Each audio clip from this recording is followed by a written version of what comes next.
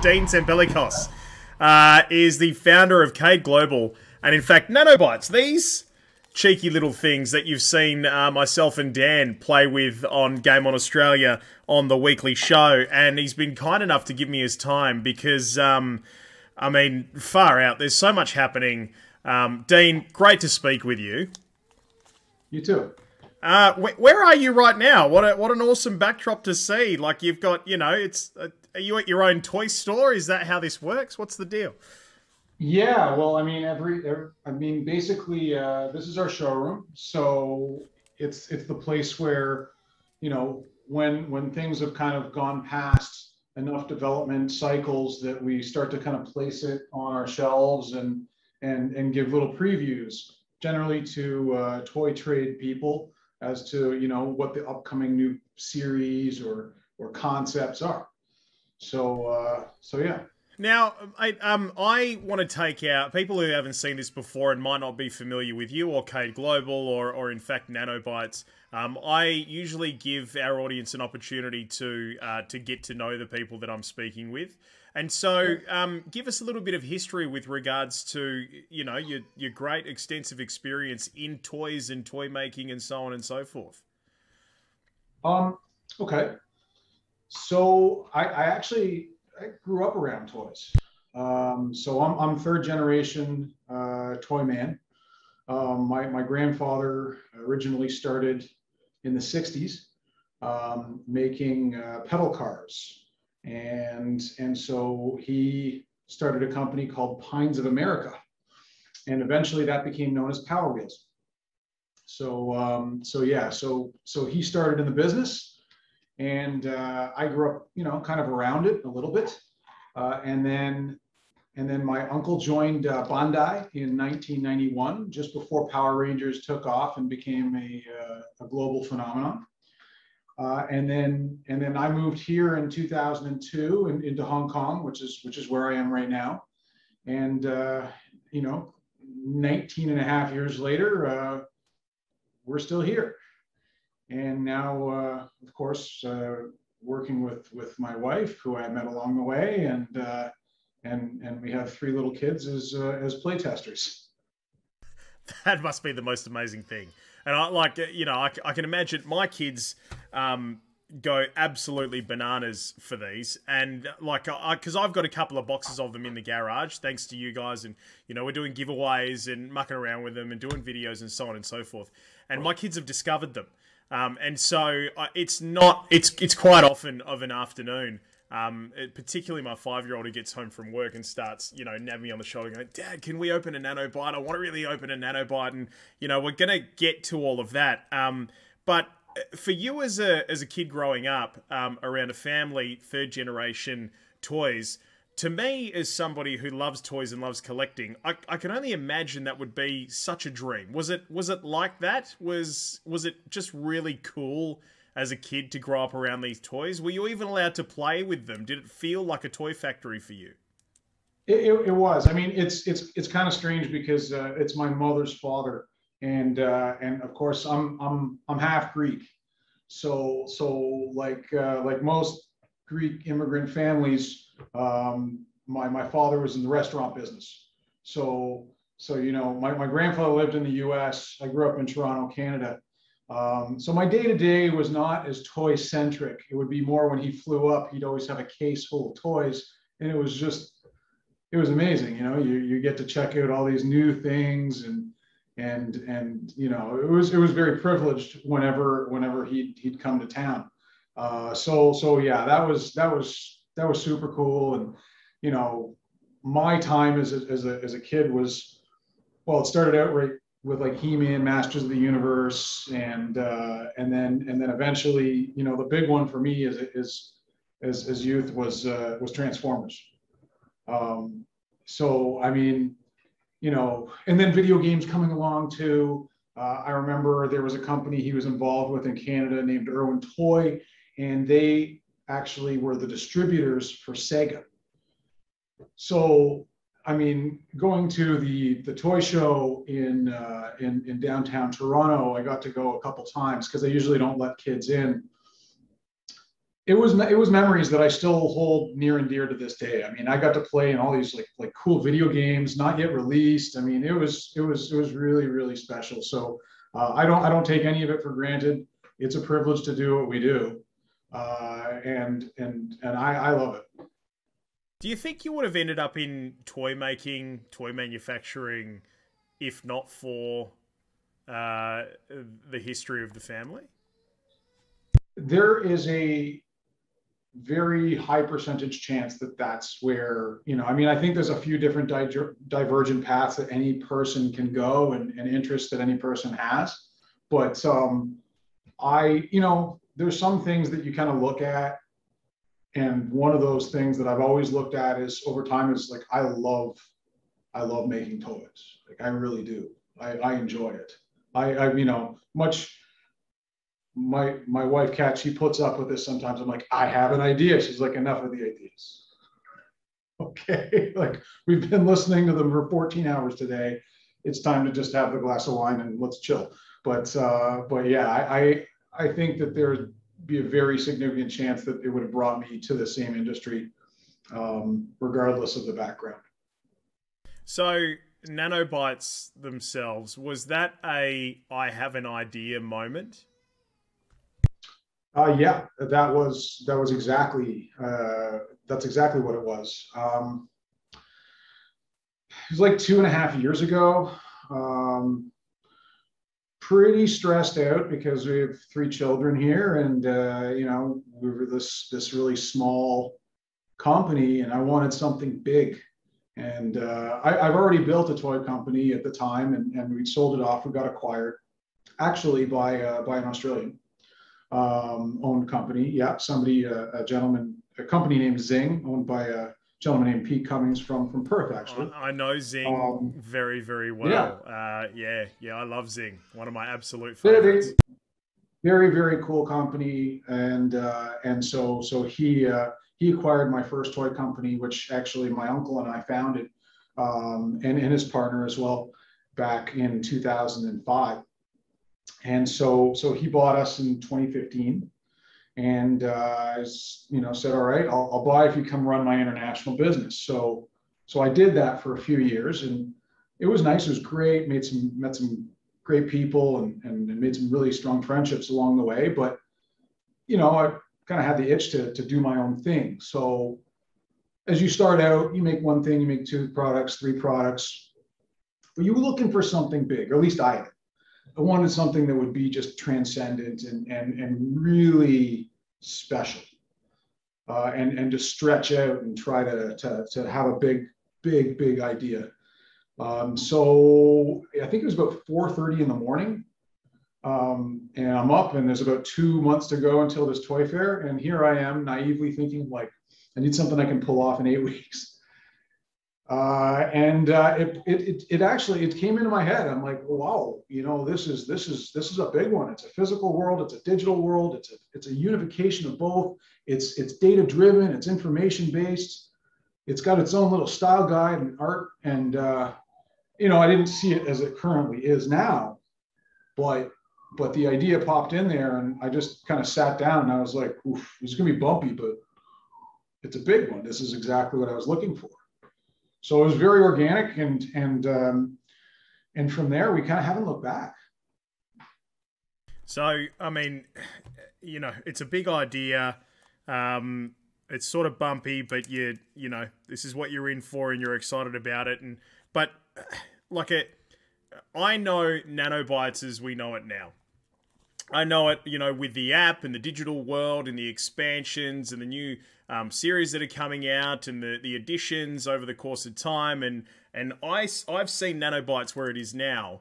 Where was Nanobytes when you originally had that idea? Like I'm talking about, what was, do you remember the first little thing that you thought to yourself, oh my God, this is it? I mean, and just to maybe help that question along, QR codes, for example, play a big part in Nanobytes and how the physical world interacts with the digital. Was the QR code the big idea first? Or was it you're going to create a tiny little world that you can interact with online, the big idea for it? What was that one little thing? Um, so the one little thing, and this goes back to something this goes back to this seminar I joined in Chicago years ago by this guy named, I think his name is Steve Drucker. He worked at Hasbro. And his line in this seminar was, the look is the hook. And so I've always kind of kept that with me. The look is the hook. And he's totally right. He went through this big dissertation of how, the look of a toy, we're primarily visual creatures. And if you have something that really looks desirable, you've made the first great step in the right direction.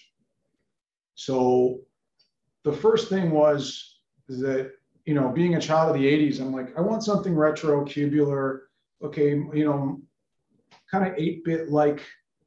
And Minecraft doesn't really do it totally. It's very blocky. And obviously the gameplay is amazing, and that's why people really immerse themselves into that play pattern. And at the same time, so I was kind of mindful of that. And when we started to play around with it, I got in touch with this friend of mine, an old acquaintance. He was designing at another company. And I said, you know what, I'd like to start out with a cheeseburger. Random. And I'm like, I'd like you to make me a cheeseburger. And I'd like to do it in this kind of cubular detail where I could see everything. I want to see the sesame seed bun. I want to see the meat on the patty. I want to see the lettuce. I want to see the cheese. I want to see all of it, but I want to see it like almost digital. And so he sends me back this pic on WhatsApp. And I saw it and I was like, oh yeah, this is exactly what I was looking for. Like it was I actually still have the pic. We actually put it in as one of the digital nanobytes in the first series for Burger Bites. It's the mini cheeseburger bite. And it immediately sold me on the concept. I'm like, I knew immediately right then and there, I'm like, we have something we can build on, because I just want to have this thing, whatever it is, as soon as I see it. From there, the data part of it was already in there from the first inception idea. The app was not. The QR code came really within like the first week to 2 weeks, because I've been playing around with different things over time. You look at different technologies, NFC, QR, RFID. I played around with some stuff during making products over the years. So yeah, but it was more of a style based. It was about establishing our style. That was the most important part. What was it about QR codes that drew you over things like NFC and other technologies?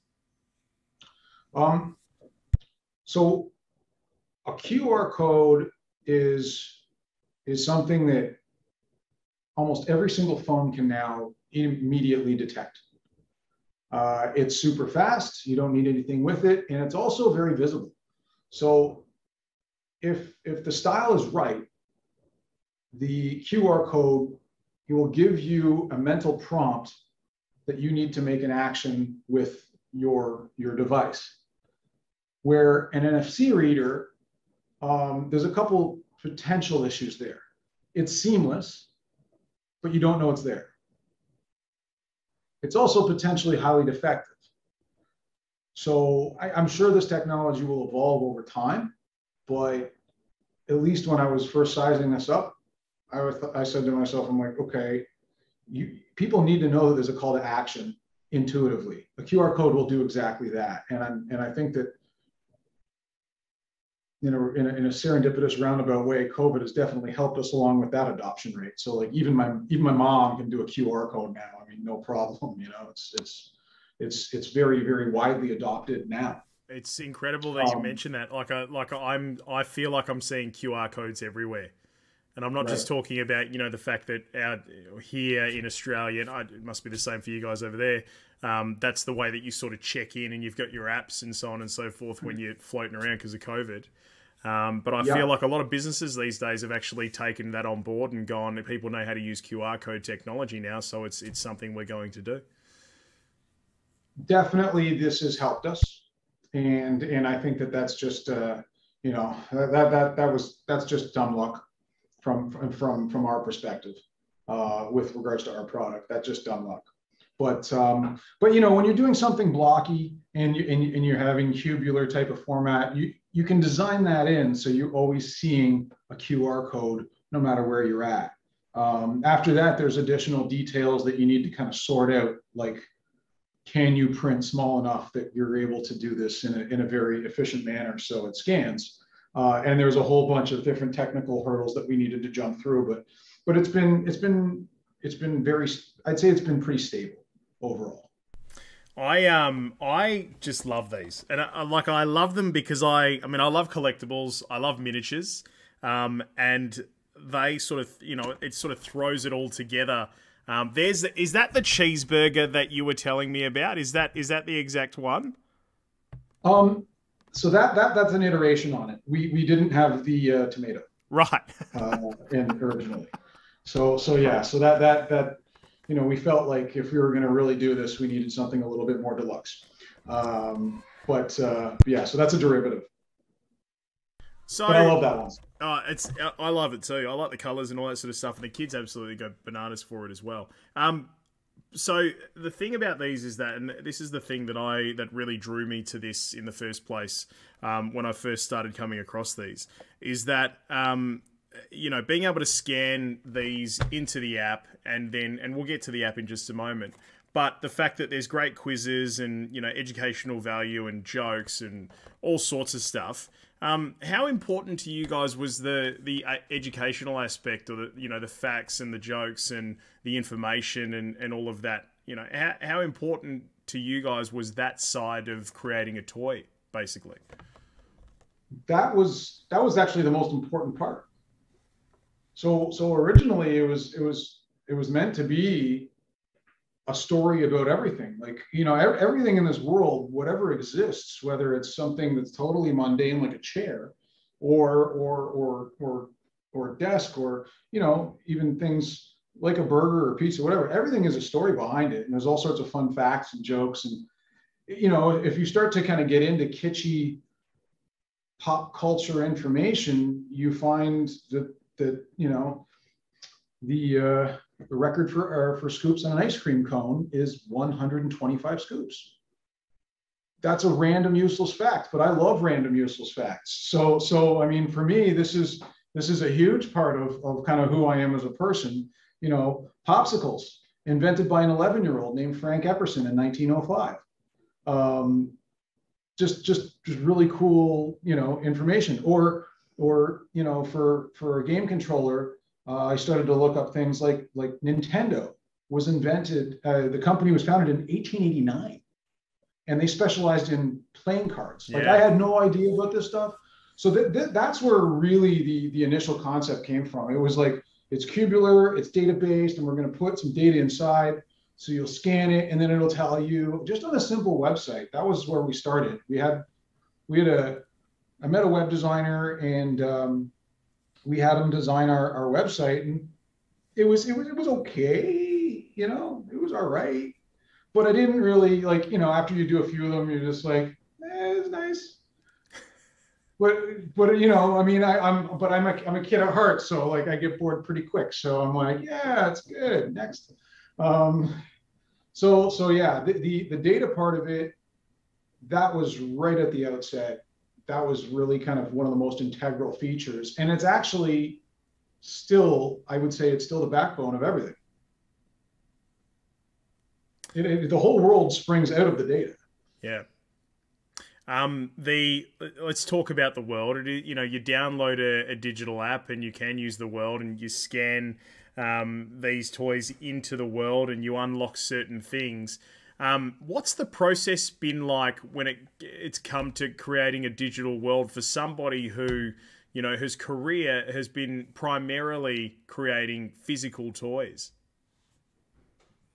That has been, there's all sorts of challenges. Um, it's a big journey, and it's filled with all sorts of searching. Um, we had to write basically a game design document, and I had this idea as we went along as we kind of go along the line, and you stare at something long enough, you start to have ideas on where it's going to go. And the big idea at the time, and keep in mind, I mean, at the time we're like a 4-person company. So, to do a big digital world and apps and stuff like that, like we're not, initially I was like, that sounds really far-fetched. I don't see this happening at the beginning. But then, COVID kind of set in and everybody's in lockdown. And I just started to, I was already writing out a game brief and a game design document. And I'm like, you know what, let's check it out. And then we went and found our app developer. And so every single thing has been one of those parts where it's just kind of unlocked a next door along the way.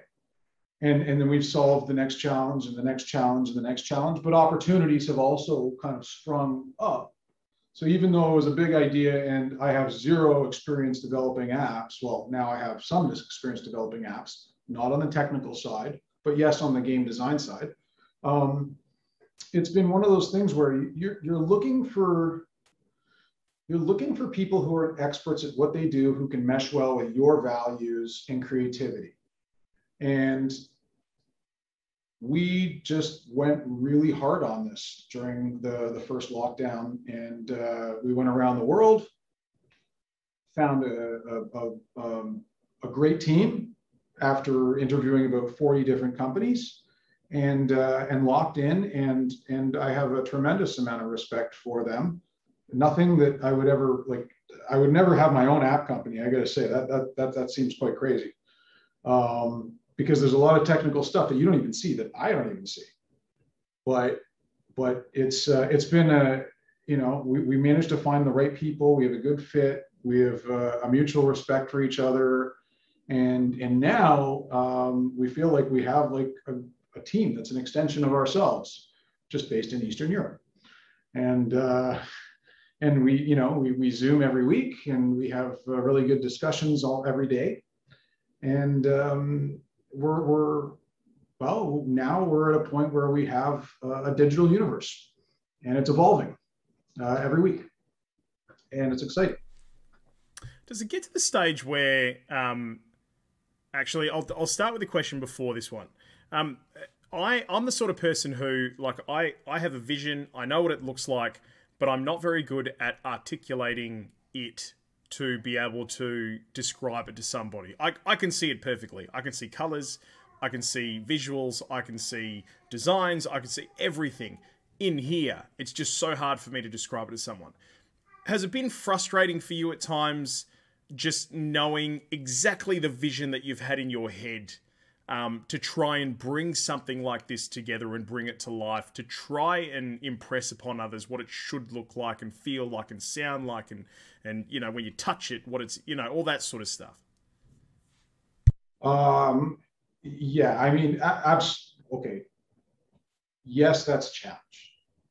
And it's one of the best things that we found is that when you write a game design document, you can get pretty granular about this stuff, and you can actually start to kind of work through it and almost troubleshoot your way through that pitch, that discussion. But only when you can see visuals of that idea starting to take shape do you really start to kind of see that this is a good idea or this is totally not a good idea in front of you. And I found that sometimes it works like a glove. And that's mainly because we have the right team in place and we made the right choice. We found that mutually aligned values. And that's actually where I pulled my wife Kat in. And I was like, you got to sit down here. And she's the spirit animal of the company. So I'm like, you got to be part of this to make sure that you feel like they have the depth, because we're really trying to think deeply here about everything. Because kids have a great BS detector. If something doesn't make sense, they're just like, why? And if you try to explain it away, they're like, yeah. No. So So I found that just by making the right choice in terms of an app development team, we came to have this way where we're able to kind of make the vision become a reality much quicker than if we'd chosen, I think, some of the other options that were on the table at the time. I don't think it would have come out so well, but this clearly is working, which is awesome, and it's very encouraging.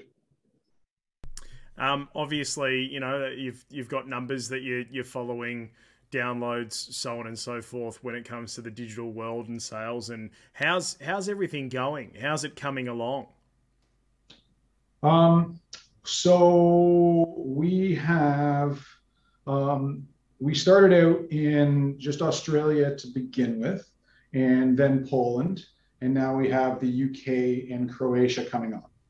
At the moment, we have 28,483 downloads. Not like I check every 4 minutes. It's a little embarrassing, but yeah. You know, it's one of those things where it's validating in some ways. Of course, I want it to go faster, but the fact is that it's going up, and it's taking over, and the other part of it is that, you know, innovation gets applied in layers. Like anything that you're doing the right way, just it gets applied in layers. Whether it's building a house, or building a digital universe, or building a cool toy line. You know, I mean, it's you get the right foundation, and then you can build upon that. If it's not strong, the whole thing tips over. And it does take time for people to realize how cool something is, or you know, how rich the content is. They might give it a little look, but then they're on with their day. Where I feel like now, as of maybe the past 2 weeks, this is the first time at which I feel like we have a really solid amount of depth. The loading speed's fast. The world has richness. We now have interactive buildings. So like you can touch into the mayor's residence. If you build Mayor McBite's residence, you can see that we created 246 different achievements that you can play with in the app, and by collecting nanobytes, and by, you know, doing certain actions and playing games.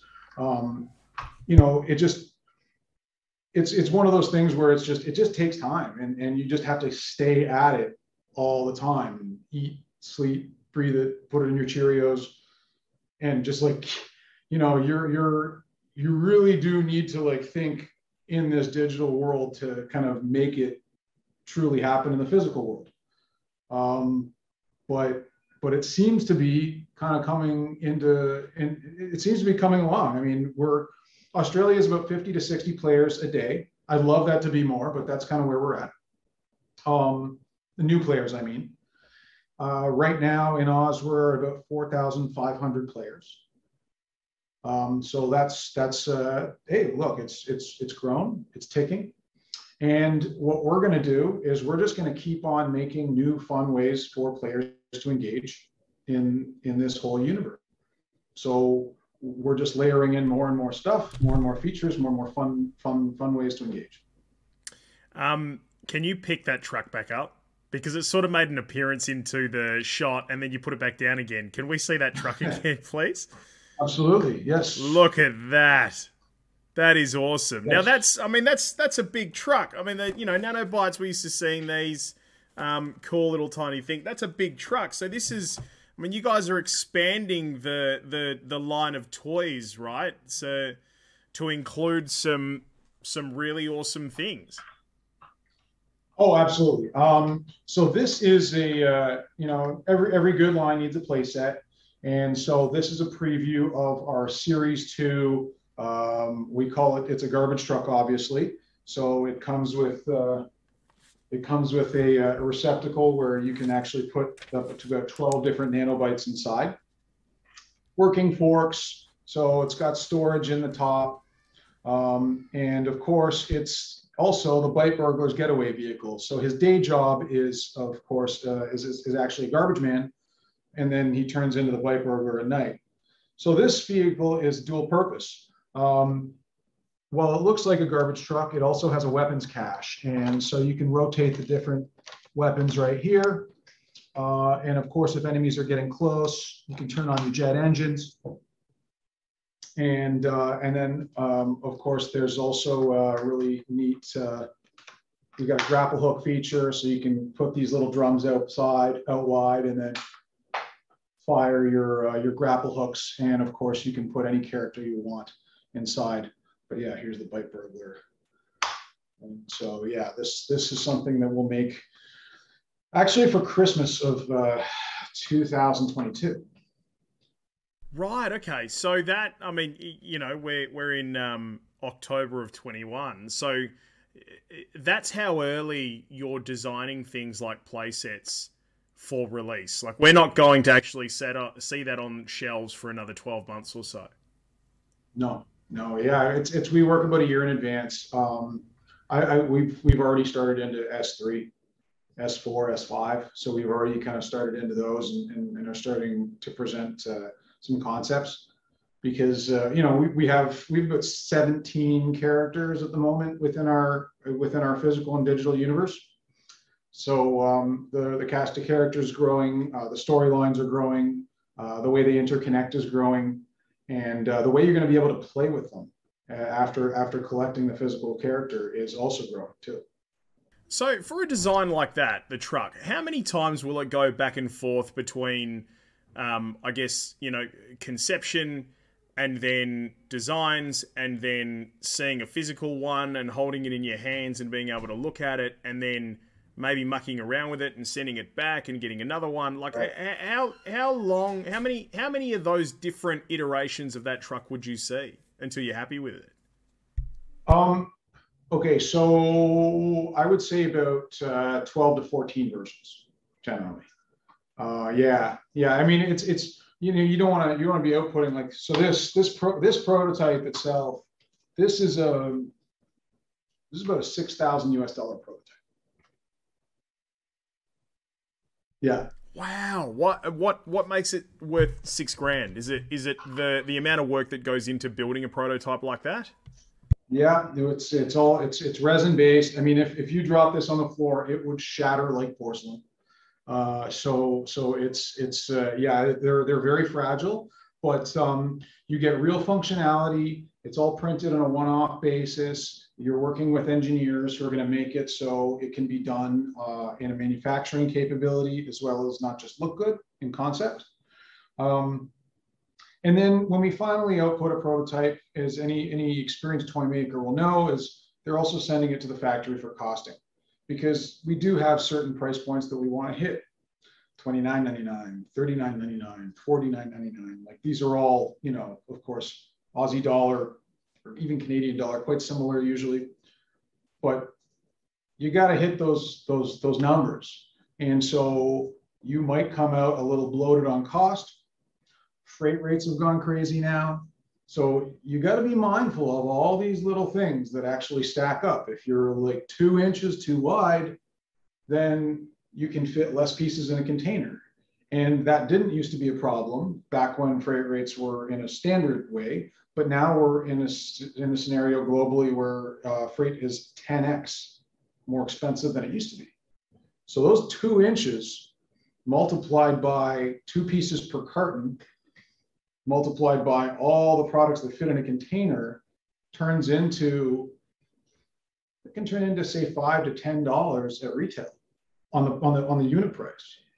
And that can mean that can, you know, because there are much larger companies like Hasbro and Mattel, and, like, you know, there's big boys. So whether or not we're going to get the placement compared to them, a lot of times depends on landed cost. And you gotta design with those things in mind to actually make an effective, like a product that's going to be getting to the shelf before you even get to consumers. You have to think about that stuff. It's super duper important in the business of play. It must be so cool as somebody who, I mean, I've got a cool job. I'm a podcaster, and I'm a broadcaster, and I give away prizes and play music and chat to people and have a laugh for a job. So I got a cool job, and it's cool to say I'm a radio guy or a radio broadcaster with a job. But it must be damn cool to say that you are a toy maker, and that is your job. And like it must be an insane feeling to actually see your toy come to life and be able to hold it like that, right? Yeah, you know what? I consider it to be one of the best jobs in the world. I love it. It is a privilege to do it. It's a privilege to be able to make toys. I absolutely love my job. And you know, there's times, because a lot of times in the toy industry, things are not so positive. It can be a little bit negative sometimes. It's the nature of the business. But the fact that you get to be creative and, you know, turn ideas into reality and do that in a consistent basis all the time. And also, toys do keep you young. They keep you playful. I love that. That's what I keep saying to my wife, because I've got a very rich collection of toys. But get rid of them. You mentioned you got did you say 3 kids? Yep. Right. Yes, okay. And you mentioned, you know, they Yes, become your toy testers essentially. How do they go when it comes to giving you feedback? Are they pretty honest and open about the things that they like and they don't like? Yeah, they are ridiculously honest. My son's the funniest one, because he's we have a lot of similar. He can't fake it. Impossible for him. So if I've made something that he just doesn't want to play with, he's just like, immediately he's out of there. He's just like, just gone. So when I first told him, I was like, yeah, we're gonna get into apps and whatever. He's just like, okay, you know. He's a big Brawl Stars fan. He's like borderline professional at Fortnite at one point during these lockdowns. He was like in Champions League and placing 4th out of like 10,000 players, or no, sorry, 40th out of 10,000 players. He was getting up there. So he knows his games quite well. And he's I can't bribe him. Forget it. You know, it's very nice to have that honesty. So I would say that he would be probably number 1 when it comes to toy testing. Sorry, I love you all, but yeah, my son Andrew would be top on that chart. Yeah. Unreal.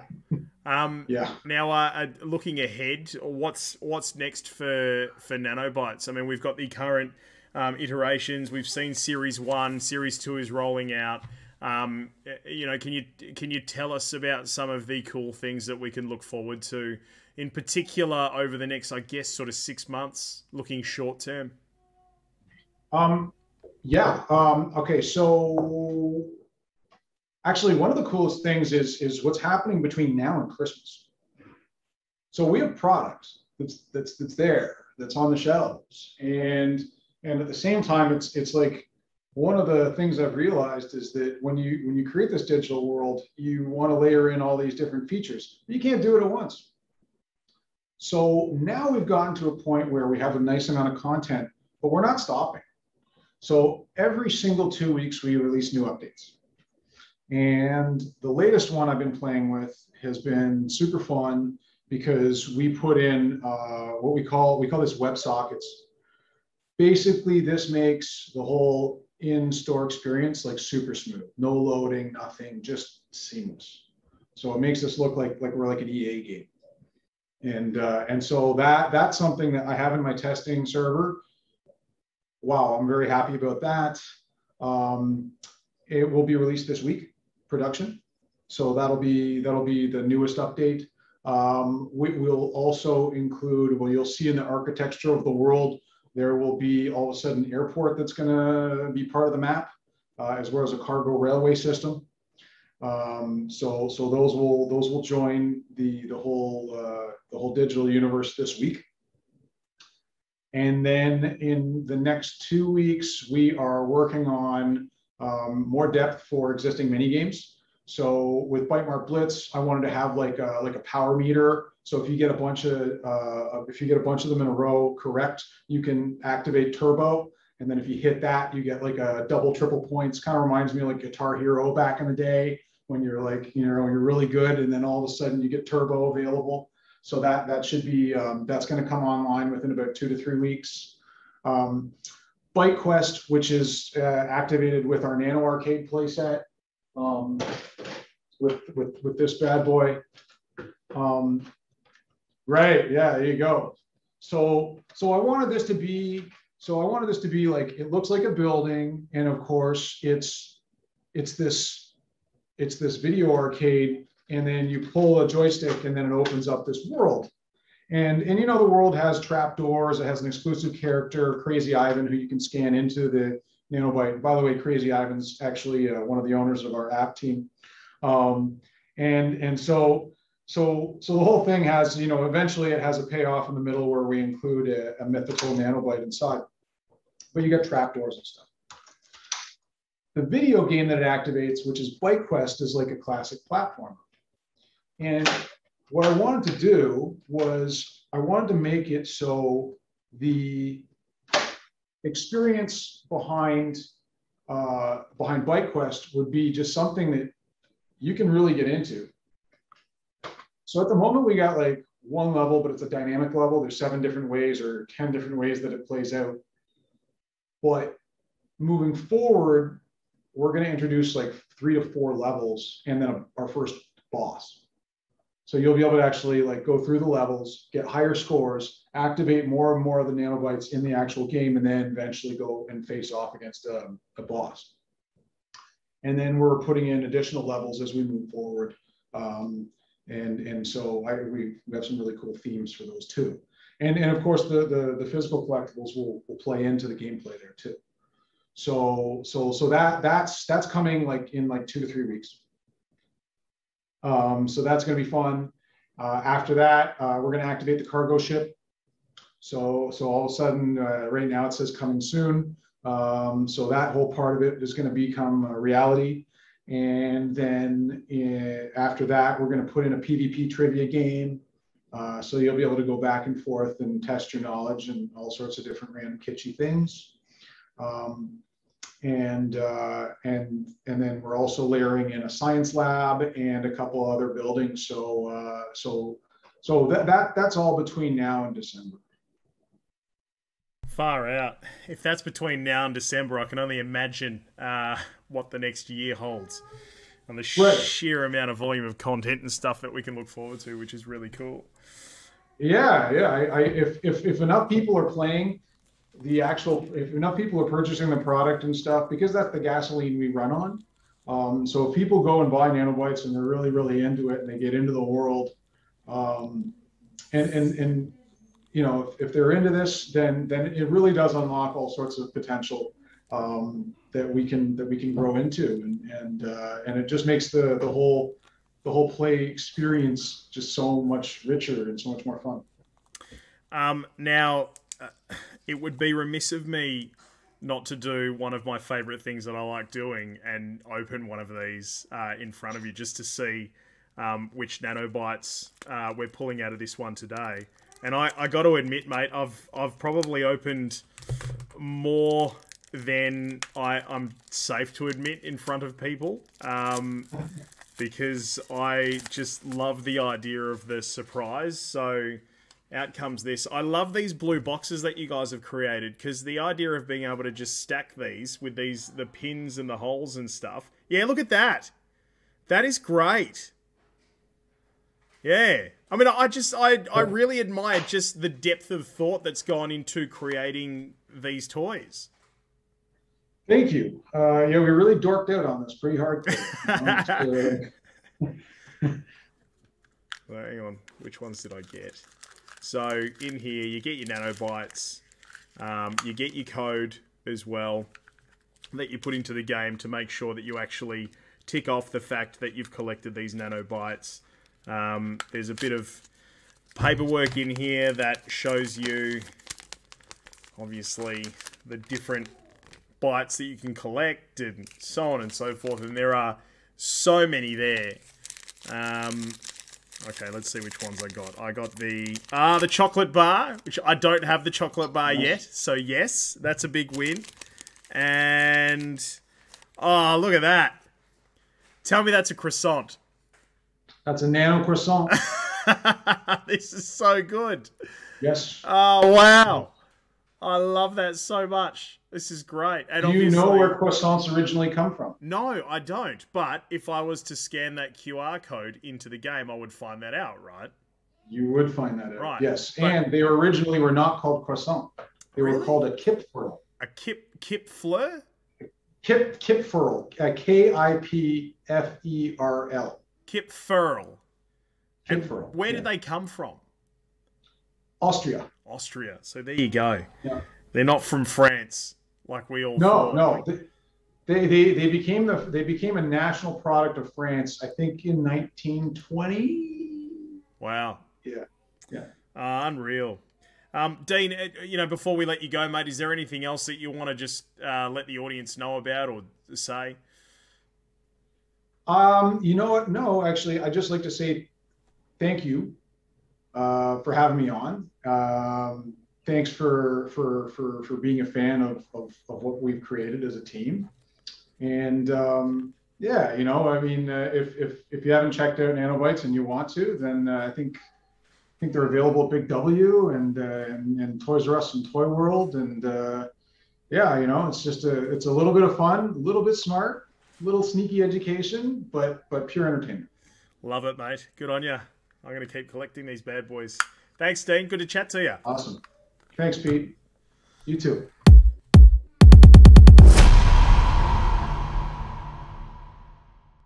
Game on, legends. Yes. You have found us. You are here. You are watching our shit. Sorry. No, look, if for some ungodly reason you do really love it, click subscribe. It means that you get notifications and stuff when we upload more of this gear. So, yeah. I mean, that's really it. We have a heap of stuff going up all the time. Yeah. So make sure you don't want to miss any of it. I mean, it won't put food on the table. We get that. It's not going to earn you money watching our things. It'll earn us money.